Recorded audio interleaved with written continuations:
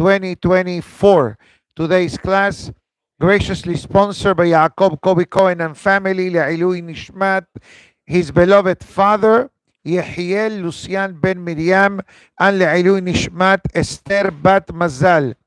Additionally, Syrian pastries and sweets, graciously sponsored by Danny and Sara Shkuri, Le'ilui Nishmat, her beloved father, Binyamin Ben Sara, Alav Shalom. Additionally, today's breakfast and class, graciously sponsored by Ricardo Jamal and family, Le'ilui Nishmat, his beloved mother, Selma Bat Zakiye, Alea Shalom. Iratzon that to the words of Torah, all the Neshamot mentioned have an Aliyah in Gan Eden, and Be'ezat Hashem, may the Holim of the list are all getting good news of the spirit recovery, and obviously good news coming from Eretz Israel always. So we have been learning for the past few days a couple of tips that helps us live a meaningful life. The last one that we discussed yesterday, which is a known one, it's basically avoiding anger. It's not a hidush. This is a topic that has been discussed, Baruch Hashem, throughout the years. And that was the end of yesterday's class. And the Sefer Hasidim finished, Bezohi Derech Tova. And this is a good suggestion for life, for the person to be able to live a happier life. Then we have today's menu. Today's menu, we saw some ba'alawa and ma'amul, nice, delicious. But today's menu from Sefer Hasidim discusses an additional topic, not directly connected to anger, but to ragzanut. What's the difference? Very simple. Ragzanut is like a person like internally hurricane. You know people like that? I hope it's not any one of those are not in this room. No, thank God. Thank you for scanning the crowd. So it says the Gemara, Ragzan, someone that internally gets very upset and furious is also dangerous. Why? It says very simple. Gemara in Kiddushin explains, Leotzi mipiv devarim shelo kahogan. The problem with that is that the person may reach a moment, and in Spanish or in English, I think they call it like a short fuse, or leche hervida, right? In English, in Spanish, it's called leche hervida. What does it mean? Boiling milk. When you boil milk, what happens? Starts calm, cool, warm, hot, overflows. Right? That's why in English they say, you don't cry over spilled milk. That's a heshbon. Because the milk spilled from the container, why are you going to cry? It's already spilled. So therefore it says that regretfully, this kind of emotional outburst can bring the person to say things that later we're going to regret. And it is true. How many times in our life we say certain things and then we realize that we said something out of line, and we see the stress or the pain and anguish of the spouse, let's say in a marital relationship, or our friend, or our child, or our parents, and then we'll say, I wish I can turn the clock back. I wish that I did not say such a thing. So says Sefer Hasidim, it says, very simple. The Gemara, I'll tell you a story.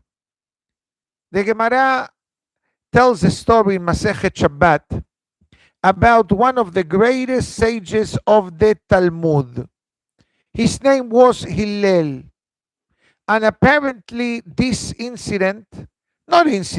story rather, happened on a Friday afternoon. And I'll tell you now from my own personal perspective. My cell phone, the only day that is completely off is Erev Shabbat till Mosa'e Shabbat. I say to myself, maybe I shouldn't turn on the phone on Mosa'e Shabbat. Wait till Sunday morning. Maybe I'll buy 6, 8 hours of peace of mind. But obviously, my neshama doesn't let me do that.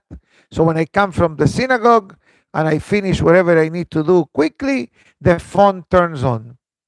Friday afternoon is a very challenging time for me. Why? Because obviously I need to get ready for Shabbat. On the other hand, I say to myself, if I leave the phone on, then I have to answer. But if I don't leave it on, I will not answer. But maybe you have a question about Mikveh. Maybe you have a question about Shabbat. Maybe, God forbid, there is a matter that requires my attention. And I'm going to share with you a secret. It barely goes a week that I do not get phone calls in the last hour before I need to come to the shul. Maybe nobody called me from 1 to 5, but suddenly at 5 o'clock, 5:15, 5:30, 5:40, 6:15, Faige. It comes to a point that I say, okay, what do I need to do? I'm all dressed up, my suit, my hat, my tie, all Shabbat. I shut off the phone, I leave, because once I leave the house, khalas. And Baruch Hashem, the Kahal knows these already. So I do get phone calls, and many of these phone calls are relevant to Shabbat or to Mikveh. Occasionally, I get a phone call. Is there a kosher restaurant in the city of Ocala? I said, when are you coming? No, maybe after Tisha B'Av. I said, is this relevant to Shabbat? No. Okay, so call me Sunday. But usually, people, Baruch Hashem, by now they understand. I'm giving you this introduction because I want to illustrate to you what happened 1800 years ago. There were a few people in the corner, like we stand in the corner Shabbat night to speak. There was a group of people talking among themselves. And they were saying, yeah, we have a great rabbi in our neighborhood. What's your rabbi's name? Chazak Baruch. Hillel. Yeah, he's such a nice rabbi, such an easy. Say that because your rabbi never met me. He says, I guarantee you that I'm able to make your rabbi get upset. And they place a bet. How much was the bet? Who is able to make Hillel upset on a Friday afternoon? According to the language of the Gemara, 400 golden coins. 400 zehubim. They put the money on the table. Chazak Baruch. They put the money on the table. The guy said, not a problem. Comes to Hillel's. He opens the door. Where is Hillel? Where is Hillel? He didn't say, where is Rabbi Hillel? Where is Hacham Hillel? He didn't say, Mehila, Rabbi, I come to you with oblong. I ask you a question. Is this a question you ask the chief rabbi of Israel 2 hours before Shabbat? No. Hillel says, great question. I will answer you. Because the midwives of Iraq, they are trained to use the length of their hands when they pull the baby from the mother's womb. And the extension of the fingers and the palm causes that the head should become oblong when they bring it from their mother's womb. Because in the first few seconds of birth, when they pull out, this is how the skin shapes. Thank you very much. 2 hours before Shabbat. An hour goes by. Where is Hillel? Where is Hillel? I'm here. Hillel is preparing for Shabbat. He puts on the robe, says, yes, my son, what can I help you with? Tell me, why the eyes of the Oriental people are elongated? Why they were created like that? I ask you the same question. Is this a question you ask the head rabbi of Israel an hour before Shabbat? Zero. Hillel says, great question. The reason is because Hashem created the shape of their eyes. Since where they come from, there is a lot of sand. The eyelashes and the shape of the eyes prevents of sand penetrating their eyes. Okay, thank you. That's Hillel's answer. At least back then. A few minutes before Shabbat, where is Hillel? Where is Hillel? I have a question. Okay, what's a question? Tell me why the feet of the people from the tribes of Africa are very swollen and very thick. Hillel says very simple. Due to their poverty, they walk barefooted.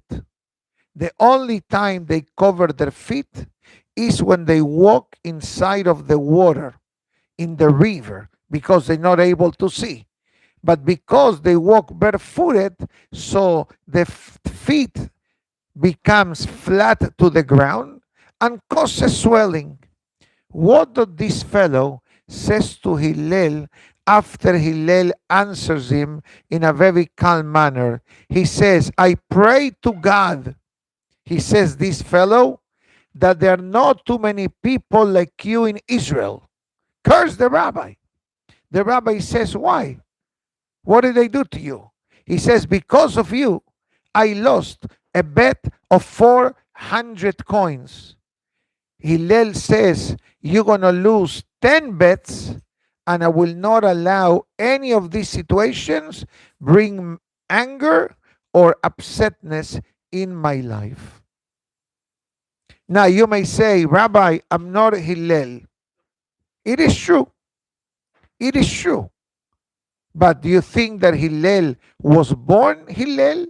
You know how poor was Hillel? How poor was he? He will go to work. He will earn money for the day. Will split half to his wife and kids and half to pay the fee to go learn in the kollel. You know that to go to listen to Torah classes, there was a time in history that you needed to pay. You come here, heke, like you own the place, and you still make comments about the breakfast. And I'm not checking your accounts, who is a member or who is not. We'll save it for the high holidays. But can you imagine to come to the Bet Midrash, you needed to pay? Now what happened? One day, he didn't make enough money. He gave his wife and kids for food for the day. He goes to the shamosh of the Bet Midrash and he says, please let me come in. No, you didn't pay the fee. But I come every day. I don't care. You have to pay the fee. You want to learn Torah, you have to pay the fee. Then we'll explain why they charge the fee. What did Hillel do? He said, I'm not going to miss the rabbi's class. What did he do? He climbed to the rooftop of the Bet Midrash. And he put his ear on the rooftop to listen to the rabbi's class. That night, snow. When they come in the morning to pray, they see that the room is dark. They had, how do you call this, sunlight Skylight, thank you. They had skylight, whatever material had then. Say, how come it's too dark? They look, what they see? They see Hillel frozen. They revived Hillel. They revived Hillel. It's a famous story in the Gemara. Very famous. Now, why did they charge admission fee to come learn? I believe there are a few answers. One opinion says that the Hachamim wanted to see how really the people were devoted to Torah learning. That's one opinion. How much are you devoted to Torah? Now we understand. Hillel was devoted to Torah, and Hillel became the great Hillel. And I don't mean Hillel. Today, many institutions have the name Hillel. But where the original Hillel came from the Gemara in Shabbat, from the Mishnah in Pirkei Avot, because Hillel had an unbelievable personality, open mind, and understanding, and he did not allow anything out of the ordinary to affect his life in an adverse manner. And that's why Sefer Hasidim writes, and it says, understand that Hillel can be called one of the greatest men in the world that was a master of Anava. Who was the teacher of Hillel? Moshe Rabbeinu. Not in time, because between Hillel and Moshe, there were many centuries. But where did Hillel get such a power to become a master in humility, the way we learned yesterday? From the Nachmanides, Ramban, Moshe Rabbeinu. Be'aish Moshe Anav Me'od. Now, many of us may say, Rabbi, beautiful story. I don't think Gemara in Shabbat tells a story. A goy, a Gentile, comes to Shammai, 3 stories, and asks Shammai, I want to become Jewish.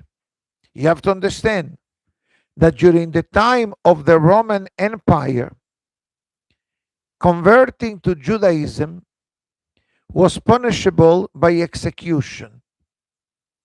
The Romans executed Romans or Gentiles that wanted to become part of the Jewish people. Nevertheless, there were a handful of Gentiles that became Jewish. One of them comes to Shammai, and he says to Shammai, I want to become a Jew with one condition. One condition. What's the condition? I want to become the king of Israel. Shammai shows him the door. Second story. A Gentile says to Shammai, I want to become a Jew. Okay, with one condition. Another condition? Yeah, what's the condition? I want to learn only the written Torah. No commentaries, no Mishnah, no Talmud. I want to take the Torah the way it's written. No rabbinical opinions, nothing. Shammai says, Faddal, the door is there. Third, Shammai, this guy asks Shammai, I want to become a Jew in the amount of time that I'm able to stand on one leg. How long can you stand on one leg? Seconds. Shammai said, Ma'asalame, get out of here. It's nothing for you to talk. These 3 Gentiles, separately, they go to Hillel. Hillel says, okay, you want to learn Torah, you want to become a Jew with the condition of becoming the king of Israel? No problem. I'll sit down and I teach you. They started from Bereshit. Bereshit, Noah, Lech Lecha, Haye Sara, Perasha after Perasha, Perasha after Perasha. Then comes Perasha Shofetim. The Pasuk says, So Asher Lo Achicha Hu. They come to the Pasuk that says, the mitzvah of appointing a king for the Jewish people. This guy gets excited. Wow, king, but he cannot be a Gentile. By the time he reached Perasha Shofetim, this Gentile knew a lot of Torah, and he tells Hillel, you're right, but I'm going to become an Aleph Bet. They say Aleph, Bet, Gimel, Dalet, He, Vav, Zain, Het, Tet, Yod. Okay, for today, Dayenu. He comes the next day. Let's learn more. Hillel says, before we do more, let's review yesterday's lesson. What letter is this? Aleph. Who told you that Aleph is Aleph? Maybe Aleph is Bet, and Bet is Gimal, and Gimal is He. But you told me. So Hillel says, if you believe that the letters that I taught you, Aleph, Bet, Gimal, it's Emet, you need to understand that the Torah shebichtav supplements with Torah shebe'al peh. The written law needs the oral law, because the written law without the oral law, it doesn't make any sense. We don't understand probably 3/4 of the mitzvot. Even the way we do mitzvot, where do they come from? From the combination. Or without the written law, the oral law has no purpose. So this fellow understood that the combination of the written Torah, Torah shebichtav, and Torah shebe'al peh, it's a requirement. It's like you need to take a medicine, right, that is liquid, but it does not contain water. Can you do that? No. If it's a liquid medicine, must have some type of water. What are you going to do with the liquid from? You're going to put oil, you're going to put a balsamic vinegar? Obviously, you need to have it. So this understood. Third case, I want to be standing on one leg to learn Torah. My video pause for a long time. I don't know why. I'm back. But maybe you're getting it from YouTube, right? YouTube didn't stop? Because my iTorah.com did stop for a few moments. Thank you very much. Anyway, so what happens? Hillel says, not a problem. You want to learn Torah standing on one leg? I'll tell you simple. What you don't like to be done to you, don't do to others. يعني بيفتل رياحة كموخة. You don't like to be screamed at? Don't scream. You don't like to be criticized? Don't criticize. You like honesty from people to you? You be honest to people. That's what it says. Reciprocity, boomerang effect. The rest is commentary. This fellow accepted. At the end of the day, these three Gentiles, after they became Jewish, they said that the humility of Hillel brought us under the wings of the Shekhinah.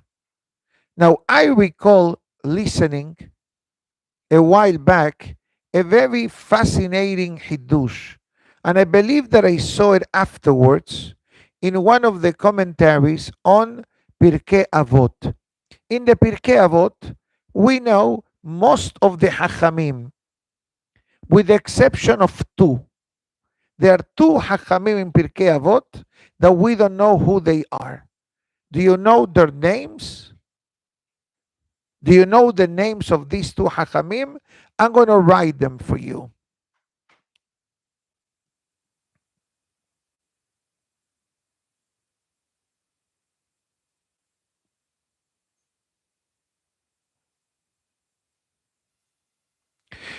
One of these was called Ben Bagbag, Ben Hehe. Now I ask you a question. When you hear the name Ben Bagbag, what do you think? Nothing. Ben Hehe, Hehe, Hehe. There's a song, Yaakov Shreki's song. Ben Bagbag, Omer. Now, why these rabbis? One was called Ben Bagbag, Ben Hehe. Short answer. According to some opinions, these were two of the converts of the stories of Shammai and Hillel. And how do we know this? Because bag, it's the number 5, and he is the number 5, whose names got changed by adding the number 5, Abraham and Sara. That's why they were called. One was called Ben. My name is Ben He. Letter He. I changed my identity. Oh, if you have already that identity, what other letters makes the word the number 5? Bet Gimal. That's what I heard many years back, that these were two. And I heard one more Hidush. We understand the one who wanted to become a king. He wanted honor. The one who wanted to learn Torah, the written Torah only, okay, he figured otherwise.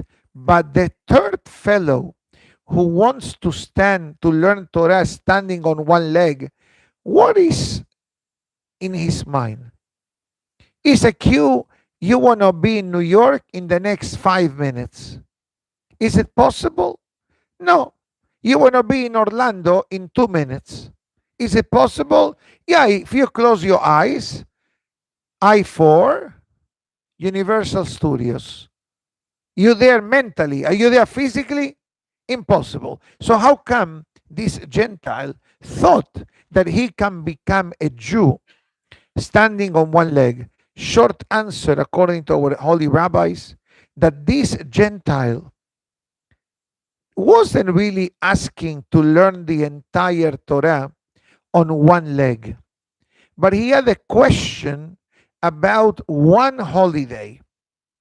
How the Torah calls the holidays. Think for a second. How the Torah calls a holiday.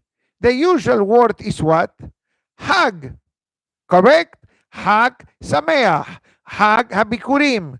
Hag HaShavuot. Hag HaPesach. Hag HaSukkot. So far, Hag.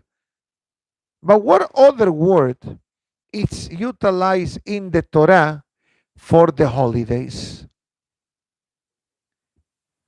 No. Regel. Shalosh regalim. Shalosh regalim. Pesach, Shavuot, Sukkot. What's the meaning, professor, of the word regel in Hebrew? Leg. And what's the meaning of the word regalim in Hebrew? Legs. So why a holiday? It's called a leg. Short answer, because you have to climb up the mountain to go to the Bet HaMikdash. That's why the travelers, I ask you a question. How do you call the crowd that comes from New York during the winter season? Snowbirds. Hazaku Baruch. Why you call them snowbirds? Because there is a certain type of birds that whenever the cold weather, the snow weather comes, they come to the warm weather. Hamavdil. You know how they will call those Yehudim that will go up to Yerushalayim for Pesach, Shavuot, Sukkot? Ole Regel. The leg walkers. Why? Because they reach a point that you needed to go only with your feet.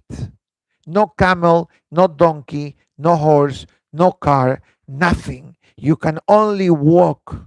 So comes the holiday of Shemini Atzeret. This Gentile asks Hillel, what is the idea of the holiday of Shemini Atzeret? Pesach, matzot. Sukkot, sukkah, lulav. Shavuot, dairy items, Matan Torah.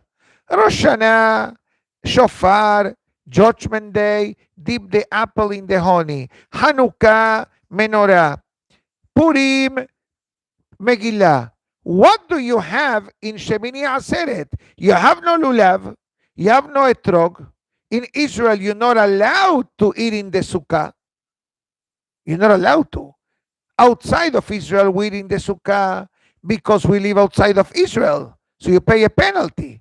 If you will live in Israel, the last meal in the sukkah is the afternoon of Hoshana Rabbah. And in Israel, Simchat Torah and Shemini Atzeret is the same day. So he asks, I don't understand. You are next to Sukkot, but you have nothing of Sukkot in the holiday.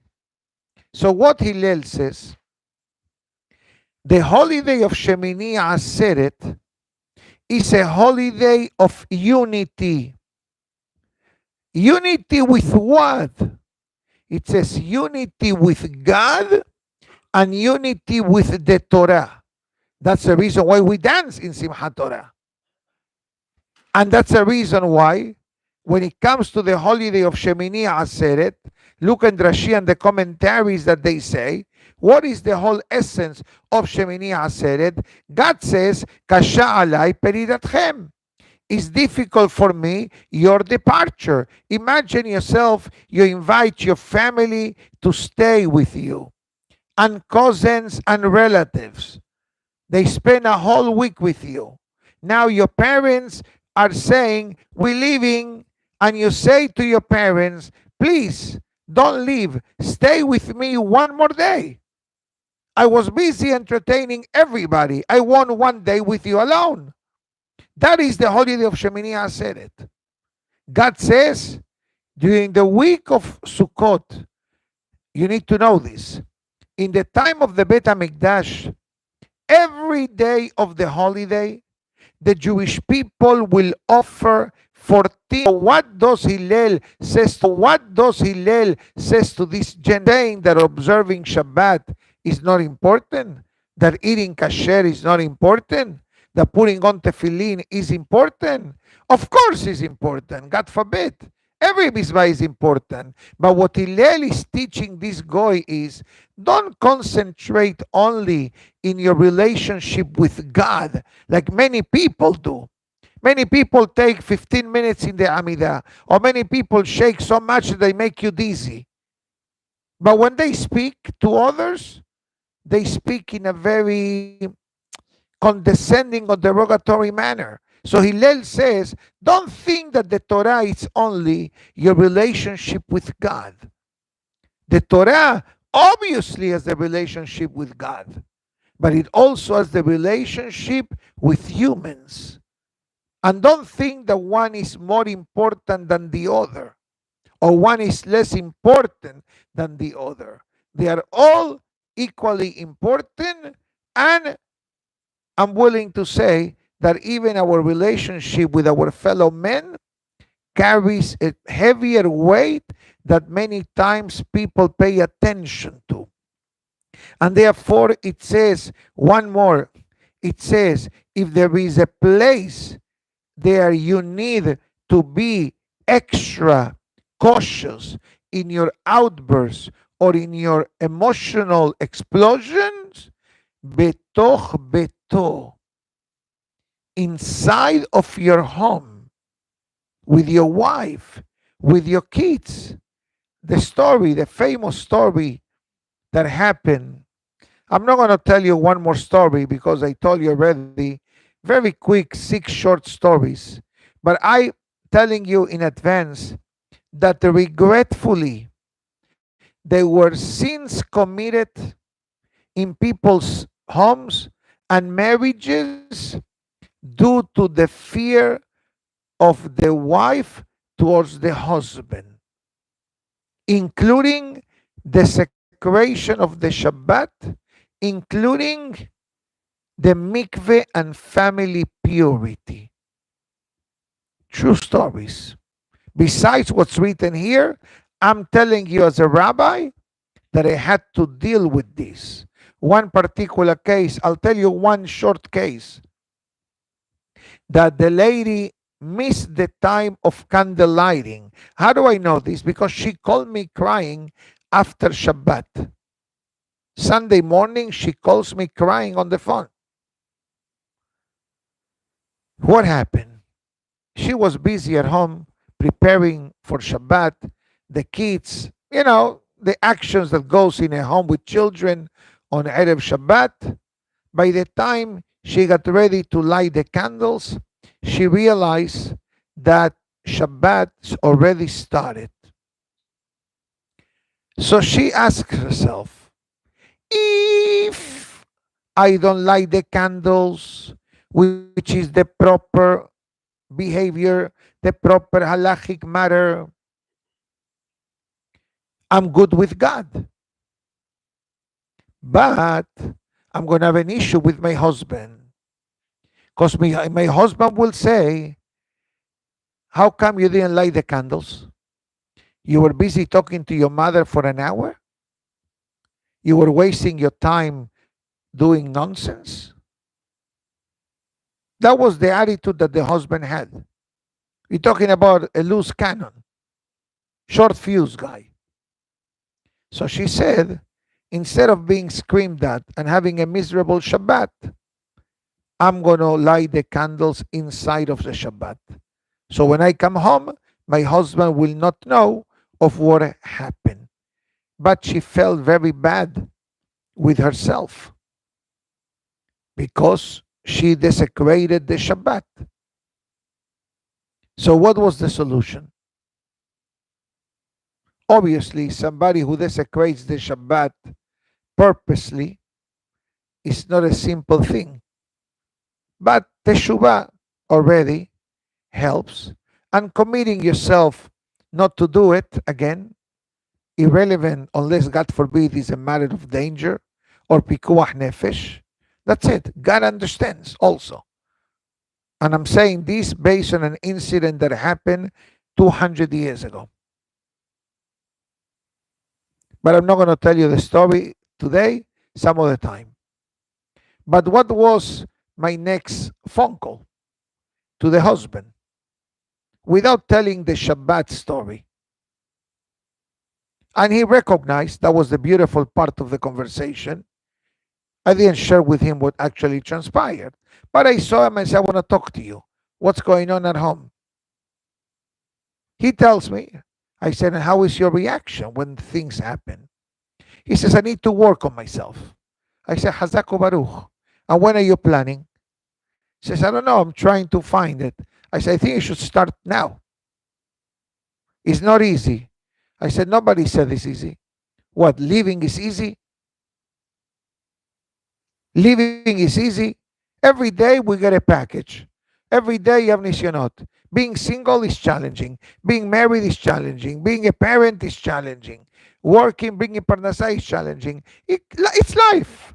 And Baruch Hashem, I don't see anybody malnourished, God forbid, or not looking healthy and happy. That was the one story. So it says Sefer Hasidim, it says, be careful at home because sometimes, because of the fear of the reaction of the husband, certain things may happen. Sometimes could be in the kashrut department. Something accidentally happened. You cannot use the pot or the oven for 24 hours. Then your husband comes. What happened? You told me you're going to do this. You did that. The wife said, no, because I accidentally put the dairy tray in the meat oven and I used the meat oven less than 24 hours. Now I have to kasherize the oven, kasherize the tray, whatever. Why were you so distracted? There are husbands, regretfully speaking, who act this way. I tell you from professional experience. Regretfully, sad. But Sefer Hasidim wrote this over 300 years ago. It's not new. And it says that for the sanity of the home and the holiness of the marriage, every couple must make sure that the emotions don't go overboard, that the emotions don't become suddenly the way that the family deals with matters of adversity, etc. And it says all kinds of other sins can happen. Or for example, the husband, the wife needs to go to the mikveh. This was a true story that happened, that the wife needed to go to the mikveh, and by the time she got to the mikveh was closed apparently, or was being closed, and she was told, come back tomorrow. And she was married to a tough cookie, and she figures, if I tell to my husband that I arrived to the mikveh very late and the mikveh was closed, he's not going to be happy. Ta ta ta ta ta ta ta ta ta ta ta ta. The whole bazooka, AK-15, whatever number they utilize. So what did she do?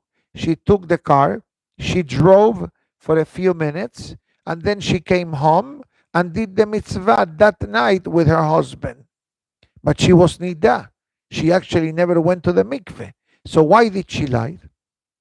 Because she was afraid of the reaction of the husband. And that's why Sefer Hasidim says, you can do Hilul Shabbat, you can eat taref, and you can transgress the laws of Nida. Why? For one reason: fear.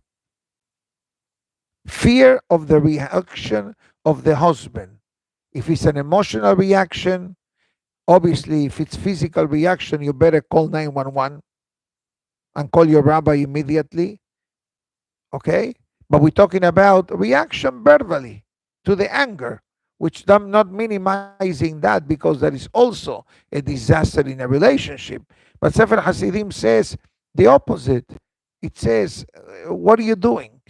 You know, you do a mitzvah, you want to do mitzvah with kavanah, you want to do something, but on the other hand, you're killing your spouse. So what do you think the mitzvot are going to? I'm not sure they're going anywhere. And that's how Sefer Hasidim, today's class, and therefore he reinforces again, and it says that everyone, and let me be honest with you, that, you know, it could be that sometimes it's not the husband, sometimes it's the wife, or sometimes it's the husband. But irrelevant of who it is, the way the Sefer Hasidim says, bottom line is, try to keep your emotions in check. Try not to have outbursts. Try not to use a words or vocabulary or a reaction that brings negative, feelings to the marriage, to the children, to the walls. Remember, we learned yesterday one of the reasons of Hanukkah Bayit is to purify the walls. Of what? Of anger, of mahloket, of being argumentative, because all that bounces back into the life of the person. But if there is peace and harmony and respect in our homes, for sure HaKadosh Baruch Hu will come and turn into a full-time residence of our home. And how do we know if God is residing in our home? Short answer, shalom. If there is a good relationship. And let me clarify a thing, because I don't know who is listening to this class or who will be watching it or listening to it later. You may say, why? It means that husband and wife can never have an argument. Of course.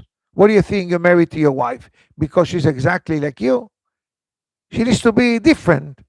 And you need to be different. And both the differences are what perhaps each and every one of us needs in order to supplement each other. But even if we have disagreements, Shlomo HaMelech says, and I said this to somebody the other day, Divrei Hachamim benachad nishmaim. Somebody said to me, Rabbi, I don't understand. I tell my husband what you say, he doesn't listen to me, he listens to you. He says, very simple. He said, what simple? Give me the formula. I quote this person, this pasuk, Divrei Hachamim benachad nishmaim. If you're going to speak to your spouse, doesn't matter who it is, in a proper, respectful way, and you will first make the effort to understand what they are saying, because many times what happens, sometimes there is no validation. Validation doesn't mean that you are agreeing. I hear you, I understand your point, but I see it from a different perspective. And how many times I hear, Rabbi, I want my husband just to listen. I want my husband to understand my point. But the problem with us men is that sometimes we know what the wife is going to say, and she starts talking, and we already know the answer. And that's, you're laughing because you and I are in the same school, maybe. I don't know. We all go through this. Let me see who else is smiling. You are serious, you're smiling, you're smiling, you are smiling, you are smiling. Hazaku Baruch. Okay, so it seems that it's something that we all come across, and it's fine. Don't feel bad that we're talking about something that is direct to us. But that's the message of the great Sefer Hasidim. And Be'ezat Hashem, if each and every one of us makes their own particular effort in this matter, not only that we'll have peace at home, but we have beracha. Who doesn't want beracha? That's why the Mishnah writes, "Lo matzah kadosh baruch hu keli mahazik beracha leIsrael ela shalom." Hashem did not find a vessel that is able to sustain great blessing for the Jewish people like peace. So somebody asked me the other day, but it's impossible to achieve peace for the entire Jewish people. I told them, you know what? You're right. But I'll tell you what I can do. I can have peace at home. I can have peace in my environment. I'll finish with a beautiful pasuk from David HaMelech. This pasuk comes from the book of Shmuel. Many may be familiar with this pasuk because many of us say this pasuk every Mosai Shabbat in the prayer of Ve'iten Lecha. And the pasuk says, Ba'amartem kol echai, be'ata shalom, ubetecha shalom, bechol asher lecha shalom. 3 times the pasuk says the word shalom, but the pasuk is in a specific order. Ve'ata shalom. You need to be in peace with yourself. That's number 1.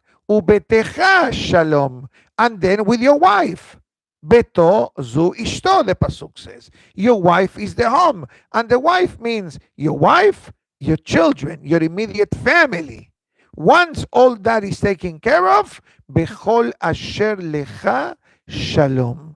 Your blessing of peace is so magnificent that any area of your life will be crowned with peace and harmony. Guess what? I'm sorry to continue. But remember Rashi in Perashah Bechukotai that says, if you have peace, you have everything. If you have no peace, you have nothing. Very powerful words of the great Rashi HaKadosh, Zechuto Yagen Aleinu. Amen. Thank you for the sponsors of today's class and breakfast and the sweets. All the neshamot should have an aliyah in Gan Eden, and all the holim have a refuah shelema among the holim of all of Am Israel. Amen. Baruch Adonai le'olam. Amen be'amen. Rabbi Hananiah ben Akashia אומר, רצה הקדוש ברוך הוא לזכות את ישראל לפיכך, הרבה להן תורה מזוות שנאמר, אדוני חפש למען צדקו, יגדיל תורה וידיר